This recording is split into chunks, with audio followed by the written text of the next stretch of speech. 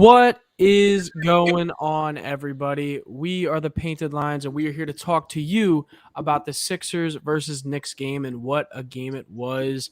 I am here with my man, Austin at Embry Krell on Twitter. Go give him a follow on there. He is our Sixers beat reporter for the Painted Lines. What is up, Austin? How are you doing? Just lovely this evening. It's been a great night. Just living the dream. Yeah, great night of watching some not so great basketball. Let's be honest. It was really real hard to watch the Sixers tonight. If you were a Sixers fan, Sixers take the L tonight against the New York Knicks, 112-99, and it just seemed like Embiid could not get it done in any sort of fashion last night or tonight, I should say. So what did you see tonight that really gave the Sixers trouble? So, number one,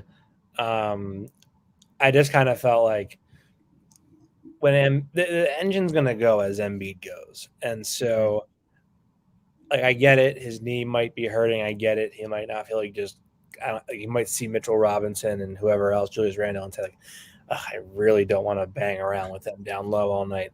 But if he's going to be an MVP candidate and he wants to be viewed as that type of a player, sometimes you got to suck it up and you got to play. And I really thought that he looked out of it and not himself tonight. And that energy, it kind of lights a fire under the opponent because they can smell blood, but also your own teammates, that rubs off on them, and then they don't play as well as they can.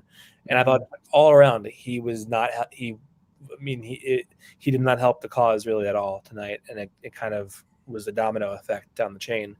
I thought the Sixers were taking more threes tonight because New York's a bigger team, and they just kind of you could just tell there was less of an interest in trying to attack closeouts and push the rim by putting the ball on the floor. It's much more like I'd rather just make this extra pass and get a three out of it than anything else. But yeah, I mean, it was a really ugly game. I had this pegged as a blowout loss since this morning. I think I mentioned that in the chat, and I was right. Not that anyone's counting, but I mean, like the Knicks had a really balanced attack tonight. Like a bunch of guys did things for them, and that's what's going to hurt this team all season long. If they don't have if they don't have Ben, they don't have their number one defender, and what makes him elite is that he neutralizes. He neutralizes literally the number one player on the court at all times for the opponent. And so then you feel kind of confident that your second line, tertiary line defenders can take care of the rest. But if you don't have Ben, I don't know anyone that feels particularly comfortable with Thibault trying to lock somebody up enough one-on-one. He's a better team defender than man defender, so that's going to be problematic. So they don't have very good they don't have a good perimeter defense really, and they don't really have any shot creation. So this is what you get. Yeah, and I'll be honest too. I feel like although typically yes, Ben is going to get your best player on the other team, and you let everybody else defend. I feel like they did hold Julius Randle pretty well at times. I mean, Julius Randle went 7 for 18, which I mean isn't terrible, but definitely isn't exactly a great night from him all around. And they did force him into tough looks, it seemed like. So it to me, this seemed like almost more of a problem for the Sixers offense than it necessarily did for their defense tonight. I mean, in the first few games, the Sixers have been shooting pretty well from three, and tonight they went real down to 29.3% from behind the arc. So obviously, to me, that is the big thing there. Like you said, you could tell they were definitely trying to take more threes. I think they took maybe either 40 or just below 40 last 41. time. 41, exactly. So you shot take over 41 3-point 41. shots. Yeah, if you take 41 3-point shots and don't hit half of them, that's a lot of shots you're missing. It's a lot. Yeah. I mean, like, you would think they'd be a better 3-point shooting team than they are. I don't know why they're not a good 3-point shooting team because they like volume shouldn't affect your ability to make 3-point shots. Like if you have a bunch of guys that can hit, they have 2 guys that can hit like 37 to 40 something percent from 3 at least. So, whether they're taking 25, 30, whatever per game, there should be a better 3-point shooting team than they appear to be. I just think like they just don't have enough pieces is really what it comes down to. Yeah. And they're relying on Matisse Thybulle to be a number 1 defender. He's not that. They're relying on Tyrese Maxey to be a starting point guard. He's not ready for that role yet. It's pretty obvious he's not ready to be a starting point guard yet. Not only is his box score production not good enough, but like he doesn't know where to go. When he's off the ball, he just kind of stands around and lingers, and the spacing gets all messed up. So, that's not great either. Something that shocks me real quick about your point on Maxey, something that shocks me a little bit is being that he's in the starting lineup. I feel like they don't use his like best thing enough, and that is his driving to the basket and getting to the line. I feel like, and mind you, they do use that. I feel like it's used in transition, just like they tried to use it with Ben, more than they use it in the half court, where maybe getting him off of pin downs and stuff like that. Like, I just don't see it as often as I feel like that it could be used. It's a lot of put Joel at the top of the post or put Joel at the mid post, and it just gets stagnant. And it doesn't, especially with how high Joel's usage rate has been without having another ball handler really in that starting lineup. It's like, I don't know. I just feel like you're overusing the same thing consistently, and it's just not working.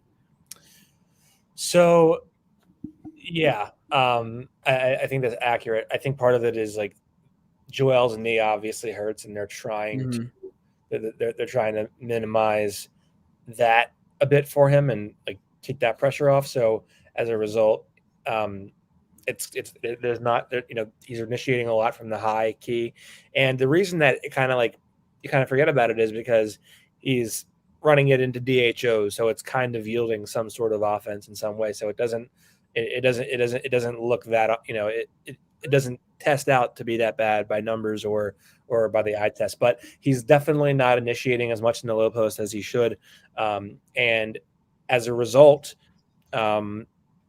their offense just isn't as efficient as it could be. And yeah, I mean, I do think that they're not using Maxey to the best of his abilities, but I think that also has to do with the fact that he's a small guard, and he's still learning the ins and outs. He's not, he's a good finisher around the rim, but he gets blocked a lot, and he doesn't get calls. And I think like it'd be much easier for him to just push that pace and really commandeer the second unit as the point guard. I think he would have a lot more success doing that. But as a first line, as a first unit guy, he just isn't ready yet. And I think it's apparent his playmaking is not there yet. And I think he's kind of losing a little bit of confidence in that jump shot. You can tell he's, for no reason he'll get a wide open, catch the ball wide open, and then he'll like instead of taking the shot, he'll just jab and go to the rim. You're like, well, wait, just take the shot. Yeah. Can we say like, is it fair to say that we haven't even really gotten a good glance or a good opportunity to see Tyrese Maxey's playmaking to say it's not that great? Because, or is that saying enough as it is that he's not even getting the opportunity to play make in the half court? Well, I wouldn't ever like. I would certainly say that it's possible the opportunity isn't there enough yet, because I wouldn't put any of that behind Doc. I mean, I think he's proven that there are some obvious things that he could do that he doesn't do well enough as a coach. But like the first couple games of this season so far, tonight 3 assists, 2 turnovers. Oklahoma City 2 assists, 3 turnovers. Brooklyn 2 assists, no turnovers. New Orleans 5 assists, 1 turnover. So his assist turnover ratio is less than 2 to 1, and That's It's just just not quite not. good. That's Yeah. not quite good enough. Yeah. Mhm. Yeah. I guess my whole thing with Maxey is I just feel like he's not getting opportunity as much as I expected him to if he was going to have a shot to play in that starting lineup. But I think in training camp before Shake Milton got hurt, I think it was pretty obvious who was going to be the starting point guard in that lineup, and it was going to be Shake with Maxey running that second unit, most likely. I don't know that I would advise that either, but that's just me. Well, I'm not saying I'd advise it, but to me, that's what it seems like it was going to happen, and it didn't. It wouldn't surprise me based on Milton being the shooter that he is, or at least shooter that he has shown he could be, and putting Embiid out there in the post a lot, and just having catch and shoot guys around him. So it would not shock me one bit if that was the idea of the starting lineup. Um, let's move on. Let's talk about Tobias Harris a little bit because Tobias Harris, I think his game kind of flew under the radar for this game a lot. 23 points, 9 assists, 9 rebounds, which I mean, I don't think anybody, if you go back and look at the numbers, would have seen that Tobias Harris almost had a triple double. um, but 10 of 18 from the field. What do you think of Tobias Harris? Because obviously, when Ben Simmons is not on the court, you need him to be that second star. But it just doesn't feel like that. And I don't know if you know what I mean by that, but it doesn't feel like his presence isn't shown as much as it needs to be, especially when Embiid is having the kind of game that he had today. Because he's not like the flashy kind of player that an all-star typically is. Like, Yeah. um, he's like, first of all, he's not much of a playmaker, but like he's a decent enough self-provision shot creator. He can score really at two different levels. He'll dabble in the 3-point line a little bit. He's a better 3-point shooter than I think he gives himself credit for, considering he doesn't take that many, but yet he's a pretty high efficiency shooter from there. But and he's just a constant 20 something whatever points on 10 of 15 or 10 of 18. People love to like take the small sample size of a couple bad games. I know it's playoffs, but like he was very good overall in the playoffs last season for the Sixers, except for like a couple games against the Hawks when it really mattered the most. But I think he's a junkyard dog. He gets into the paint. He can kind of barrel over guys and score that way. He doesn't really play above the rim though, so it's kind of like doesn't really have a lot of highlight reel plays. But I will say this about Tobias, that is not good enough at all. Through the first 4 games of this season, he has taken, let's see here, 50 shots. He's taken 5 free throws.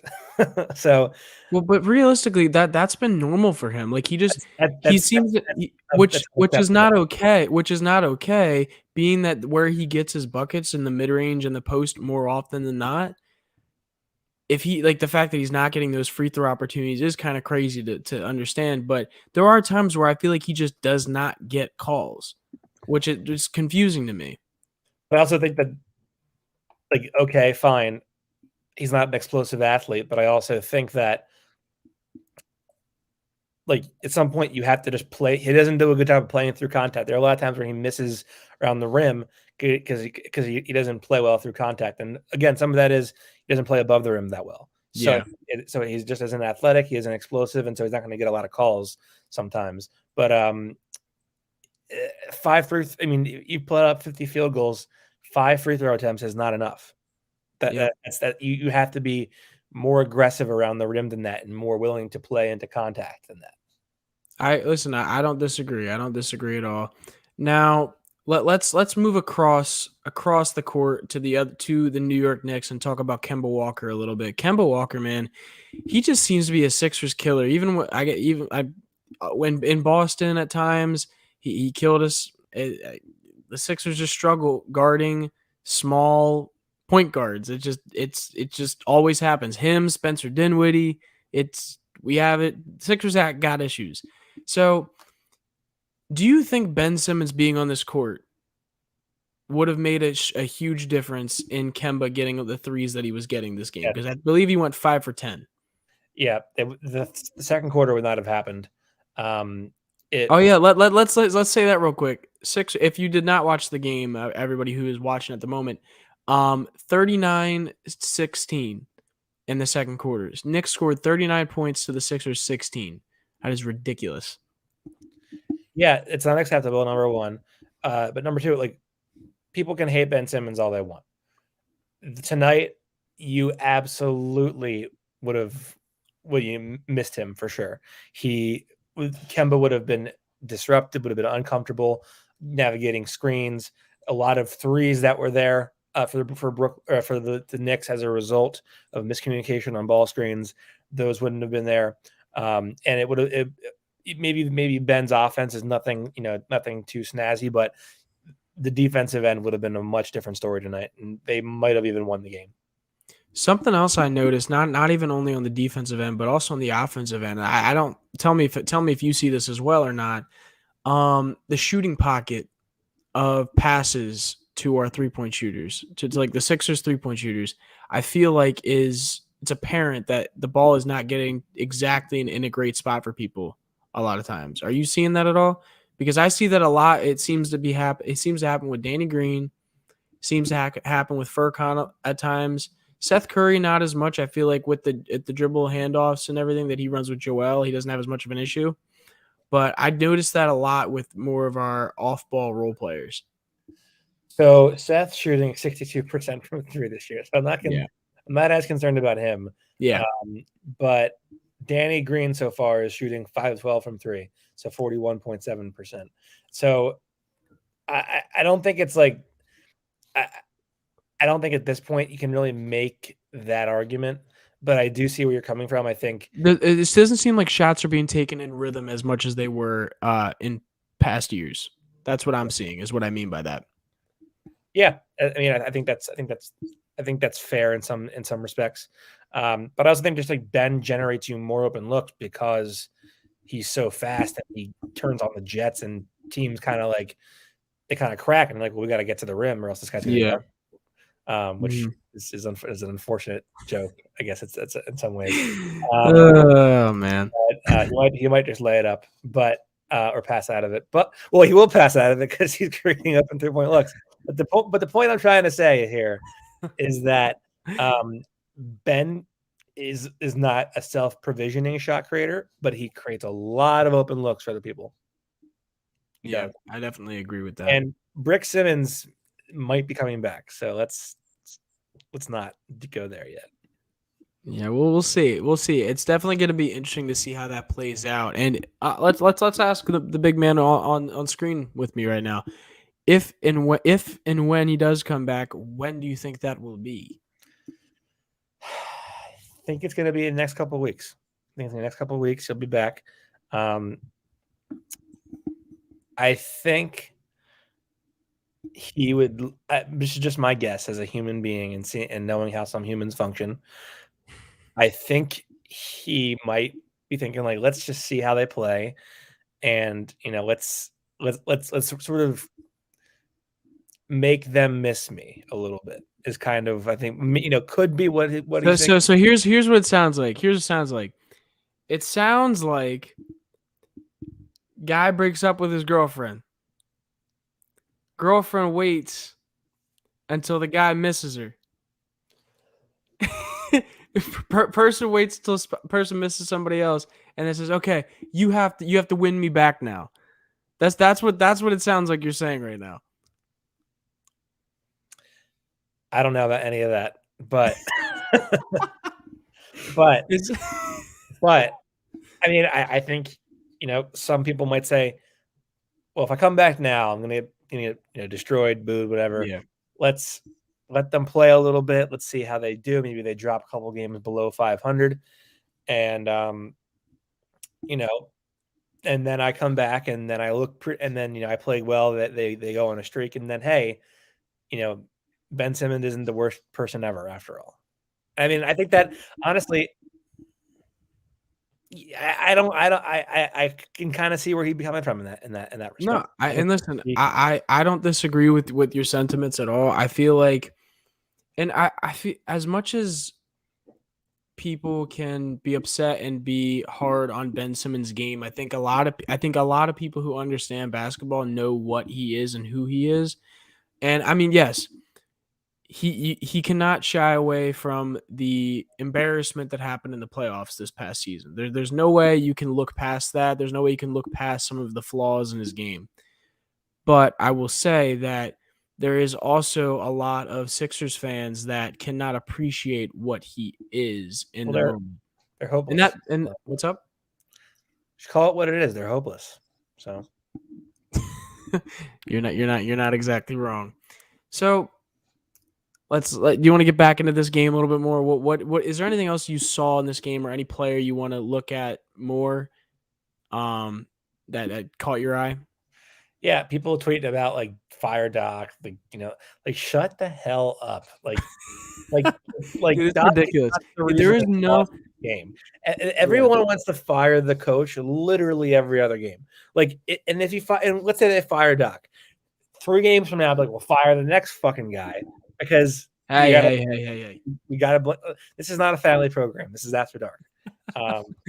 It's got to be, but it's an insatiable fan base, and no matter what Doc does, he's never going to be able to win. People are like, they should have fired at the Hawks series. Well, how about the fact that the guy's point guard forgot how to play point guard? Like the guy's point guard literally just slipped into a shell of himself. He was a hermit crab. He just kind of like disappeared into his own shell on the court. Let's take off our cheesecake or not cheesecake, cheese steak colored glasses, and let's be a little bit reasonable here.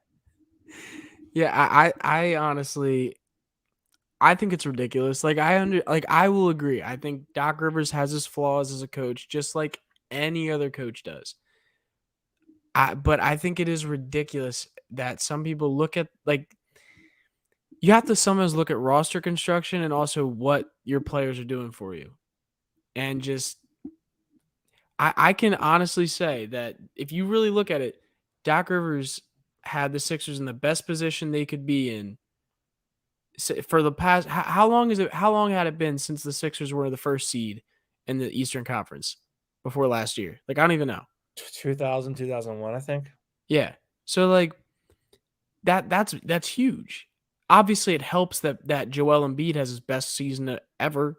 Which, by the way, is looking more and more likely that Ben was a big contributor to that being one of his best seasons. I mean, yeah, the knees didn't play, but but you really think about it. You really think about how much Ben and listen, Austin and I are very understanding of what Ben is and what this team is with and without Ben. But let's be honest here. Ben took away a lot of the problems Joel had to deal with on the defensive end.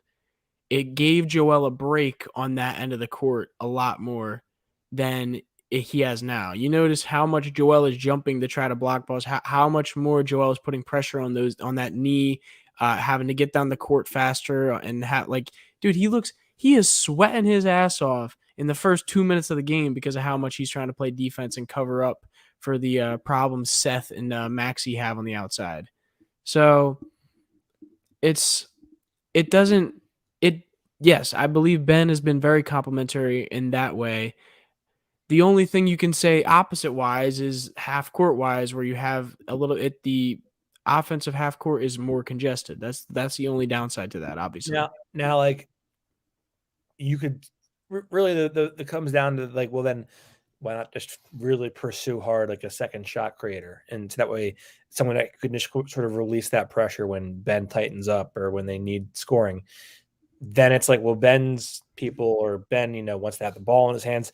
That's a Ben problem. That's where Ben needs to be a better man and say look in the mirror and say either I got to get better as a player or I got to be willing to be more agreeable as a teammate and take the and take the ball out of my hands and be effective in some other way as a screener or whatever, as a whatever. That's where Ben Simmons needs to be a better person, better player. However, it's they very clearly I mean, I don't know that I can give an outlook on their whole season right now, because anything, a bunch of different things can change. Mhm. But I mean, I would not recommend buying your Eastern Conference semifinal tickets right now, and like that's a pretty low ceiling, and Yeah. Ben raises that ceiling, and perhaps he doesn't raise it too much higher, but playing in the second round is definitely a lot better than just bowing out in the first round and saying bon voyage in May. Yeah, and I will say real quick, one of our comments here, it says, wasn't that long ago Sixers fans were praising the signing of Niang, Drummond, and then the growth of Maxey and Isaiah Joe. Roster construction, given the cap, isn't that bad. I'm not saying that the roster construction is necessarily bad when it comes to role players. What I'm saying more is when it comes to the construction of the when it comes to the construction of the starting lineup and how the roster completes itself, it makes it tough on Joel Embiid because he has such a load of having to run the offense. When you have an inexperienced point guard with a great center, it makes it harder on the center when the two perimeter guys, or your two guards, are not good defenders, and two, neither of them are extremely good at creating their shot off the dribble against good defense. Seth Curry can create a shot off the dribble. Maxey can create a shot off the dribble, but Maxey isn't good around the perimeter yet, and Seth is not as dynamic of a ball handler as you need to break down an actual good defender. You saw Seth get locked up at the end of the game against Brooklyn by Javon Carter. I don't know if you noticed that too, Austin, but I definitely did. And mind you, Javon Carter is a good defender, I would say, but he's not the Ben Simmons, Kawhi Leonards of the world. If you're getting locked up by Javon Carter, that says something about your perimeter offense. No, Javon Carter is an excellent perimeter. Like he is. Yes, but I'm talking about pure size. Pure size. If you're No, I still second, disagree. if your second best scorer on your team is Seth Curry, that's a problem on the perimeter. Oh yeah, but That's still, what I'm trying to say. okay, but that's different than Javon Carter. Shouldn't be locking guys up. Like Javon Carter is one of the top 3 or 4 guard defenders in the league. Okay. But do you understand what I'm trying to say? I mean, maybe that part of my point. Yeah, But take that out of the picture. Take that out of the picture. Javon Carter played good defense against Seth Curry. My point is that if those two guys are your perimeter scorers, yes. when you have Joel Embiid at the center, it's going to make it a lot tougher on him throughout the season if that's what your season is going to look like. Yeah, put it in a different way. Yeah. If Seth Curry be drilling 16-footers off the dribble and creating a lot of offense out of the screen and roll, and Danny chucking up last second threes to no avail is going to be part of your main offense in the perimeter. That's not their faults. It's an indictment of your roster construction. That's exactly what I'm saying. Because you don't have the shot creating needed to really be a good basketball. And that's what we've been talking about for a while with the Sixers now, and why the controversy of Ben Simmons and Joel Embiid being teammates is purely that point. Is even with Ben on the roster, it makes it tough in that sense. And do you want to talk about this comment? Yeah, no, I'm not saying he's top 5 perimeter defender. I'm saying he's a top 5 guard defender. He's a top 5 guard defender in the NBA. He gets low, super, super persistent, choppy feet, really gets up He's strong under you and makes you super uncomfortable, perturbs you. He is an elite guard defender. He doesn't get a lot of attention because he plays off the bench. Mm-hmm. He's an elite guard defender. He was with the Suns last year, correct? Suns. He played, I think, with the Grizzlies for a season, and now he's with the Brooklyn Nets. But he's a hell of a defender. He's, I would say, he's a top 5 guard defender in the NBA. You heard it here first. Oh man, I messed that one up. You heard it here first, folks. Austin Krell saying Javon Carter, top 5 perimeter defender. You heard it here first. What I said. No, I agree. And listen, you could see that. That's one of the first things I saw towards the end of that game. So let's get out of here. We talked a lot about this game, a lot about individual players, and I mean, I'm sure we can come back on a pod or come back on a video sometime and talk more about Ben Simmons and the roster construction of this team. But I know we both want to get some sleep because you wrote a big article. Guys, go check out Austin Krell on Twitter and go check out his latest article on this Sixers and Knicks game. He just posted, I believe, on his Twitter. Do you want to talk about that a little bit? Real quick, he ain't no Matisse. I better on ball than Matisse. Let's be honest. I honestly, I might prefer Matisse. I might prefer Carter, to be honest. Yeah. But. So, and listen, guys, we are completely aware of how amazing Matisse Thybulle is on the defensive end, but I think through the last 2 games, you can really see what kind of defender Matisse is. He is way better off ball and reading the passing lanes and getting deflections from behind on drives to the basket. But when it comes to actually staying in front of a defender, like Javon Carter is really good at, they're just 2 different defenders, 2 very different defenders. Yeah, I mean, well, I think number one, an excellent off-ball defender that is not an excellent on-ball defender is going to have a lot of success against mediocre or bad competition. They get exposed real quickly against elite competition. Like Rocco, really good passing lane guy, really good team defender, got exposed against the Celtics in the second round in Ben's rookie year. Ben Simmons is elite on both. And both, you can feel that right away. Matisse Thybulle, elite off the ball, okay on the ball, and it shows. It's pretty obvious, and that's why I think there's a conversation to be had about whether Matisse Thybulle is worth an extension. Ooh. All right, we're gonna leave it on that. Go come at Austin on Twitter if you want to talk about that. That's right. My DMs are open, and I will block if you are disrespectful, but I will entertain conversation if it's a respectful conversation. Yeah, but just know that I'm right, so there's no point. And come talk to me on my Twitter as well at J_Persichetti if you would like. Guys, we are the Painted Lines. I hope you enjoyed this. Honestly, this turn was from a Knicks post game show to just talk about the Sixers. So, guys, we appreciate you sticking with us. If you did enjoy it, please leave a like and leave a comment once this video is over. Go back down to the comments later because that will help us grow, will help us get out there, and help us have even more conversation in the comment section with you all.